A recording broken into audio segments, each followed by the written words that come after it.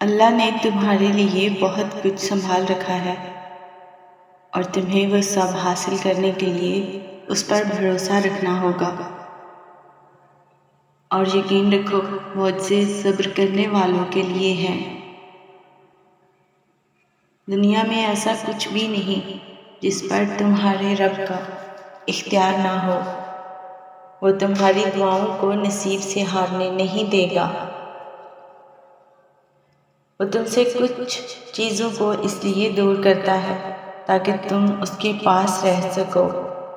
پھر کیوں مشکل لگتا ہے اس کے فیصلوں کو تسلیم کرنا؟ کیوں نہیں کرتے یقین کہ وہ بہتر لے کر بہترین عطا کرے گا؟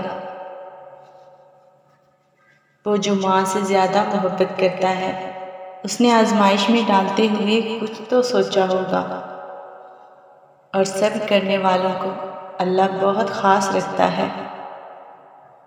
صبر کر لو یہ سوچ کر کہ جو ہو رہا ہے اسی میں اللہ کی مصلحت اور تمہاری بہتری ہے۔ تمہارے صبر کے بدلے اللہ تمہیں تمہاری چاہت سے بڑھ کر عطا کرے گا۔ جو اللہ تمہارے لیے چاہتا ہے، کیا تم اس سے بڑھ کر اپنے لیے چاہ سکتے ہو؟ تم بہت جلد ان الطاف و عنایات سے سرفراز کیے جاؤ گے، جس کی مثال حضرت ایوب علیہ السلام کی زندگی سے ملتی ہے۔ اللہ فرماتا ہے، اور ہمارے بندے ایوب کا ذکر کرو کہ جب اس نے اپنے رب کو پکارا کہ شیطان نے مجھے سخت تکلیف اور عذاب میں ڈال دیا ہے،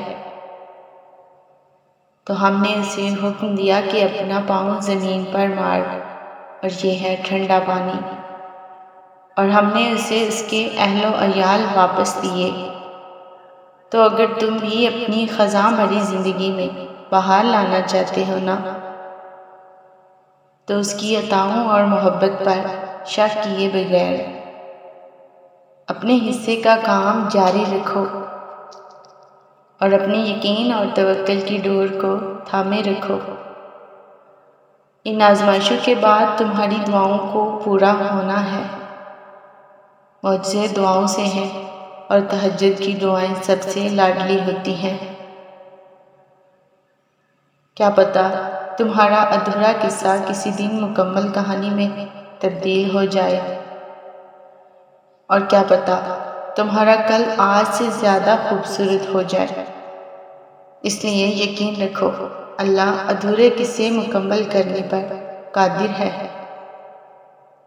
جس چیز کے ذریعے اللہ تمہارا امتحان لیتا ہے،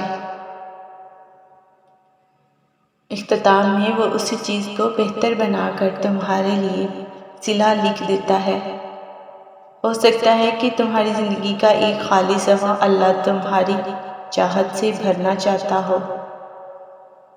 اس لیے دعا کرو، شاید دعا ہی تمہارا مقدر بدل دے۔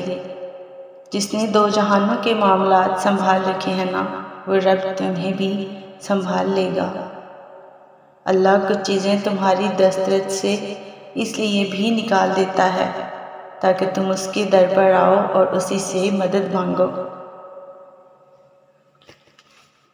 اور بے شک اللہ ہی بہترین مددگار اور کارساز ہے۔